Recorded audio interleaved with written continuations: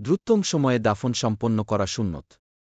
শরীয়তের সাধারণ নিয়ম বা সুন্নত পদ্ধতি হল ব্যক্তি যে গ্রাম বা শহরে মারা যাবে তাকে সে শহর বা গ্রামের স্থানীয় মুসলিম কবরস্থানে দাফন করা হবে। কেননা দ্রুততম সময়ে কাফন দাফন সম্পন্ন করা আবশ্যক। আর লাশ অন্যত্র নেওয়া হলে কাফন দাফনে বিলম্ব হওয়ার এবং বিনা প্রয়োজনে অর্থ অপচয়ের ভয় থাকে। এছাড়া রাসূলুল্লাহ সাল্লাল্লাহু আলাইহি ওয়াসাল্লাম এর যুগে মদিনার নিকটবর্তী স্থানে সাহাবীরা মারা গেলে তাদেরকে সেখানেই দাফন করা হয়েছে। অথচ তাদের লাশ মদিনায় নিয়ে আসা সম্ভব ছিল। সাহাবায়ে কিরাম দ্বীন প্রচারের জন্য আরব উপদ্বীপের বাইরে যেখানে যিনি মারা গেছেন তাকে সেখানেই দাফন করা হয়েছে। আর শহীদদের সেখানেই দাফন করা হয়েছে যেখানে তারা শহীদ হয়েছেন। হাদিসে এসেছে, আব্দুর রহমান ইবনে আবি বকর রাদিয়াল্লাহু আনহু হুবশী নামক স্থানে মারা গেলেন।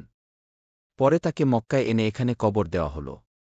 আয়েশা রাদিয়াল্লাহু আনহু মক্কায় এসে ভাই আব্দুর রহমান ইবনে আবি বাকরের কবর জিয়ারতে গেলেন এবং একটি কবিতা আবৃত্তির পর বললেন, আল্লাহর কসম, আমি যদি উপস্থিত থাকতাম তবে আপনি যেখানে মারা গেছেন সেখানেই আপনাকে দাফন করা হতো।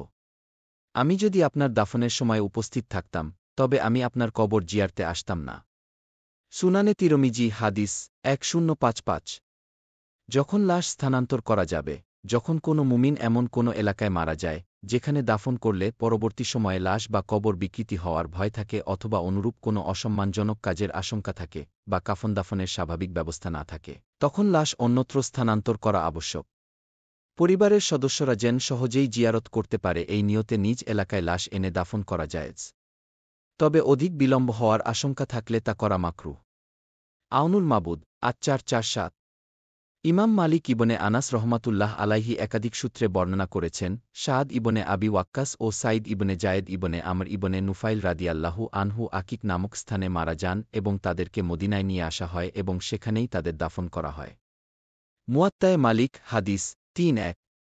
তাদের লাশ স্থানান্তর করা হয়েছিল বহু সাহাবার উপস্থিতিতে এবং তারা এই কাজে আপত্তি করেননি। নিজ এলাকার কবরস্থান নদীভাঙন বা অন্য কোনো প্রাকৃতিক দুর্যোগে বিলীন হয়ে যাওয়ার ভয় থাকলে নিকটস্থ এলাকার অন্য কোনো কবরস্থানে নিয়ে লাশ দাফন করা জায়েজ আছে। অসিয়ত করে গেলে, যদি কোনো ব্যক্তি মৃত্যুর সময় নির্ধারিত কোনো কবরস্থানে দাফন করার অসিয়ত করে যায় এবং তা বাস্তবায়ন করা ওয়ারিশদের জন্য কষ্টকর ও অধিক ব্যয়বহুল না হয়, তাহলে তাদের উচিত অসিয়ত পূরণ করা। আর তা বাস্তবায়ন করা যদি কষ্টসাধ্য ও অধিক ব্যয়বহুল হয় অথবা লাশ দাফনে অধিক বিলম্ব হওয়ার ভয় থাকে, তাহলে এমন অসিয়ত পূরণ করা থেকে বিরত থাকবে। মৃত ব্যক্তি যদি নিজ মহল্লার কবরস্থানের পরিবর্তে শহরের অন্য কোনো কবরস্থানে অথবা নিকটবর্তী কোনো কবরস্থানে দাফন করার অসিয়ত করে, তাহলে তা বাস্তবায়নে শরীয়তের কোনো বাধা নেই। আল ফিকহু আলা মাযাহিবিল আরবা, পৃষ্ঠা 1277।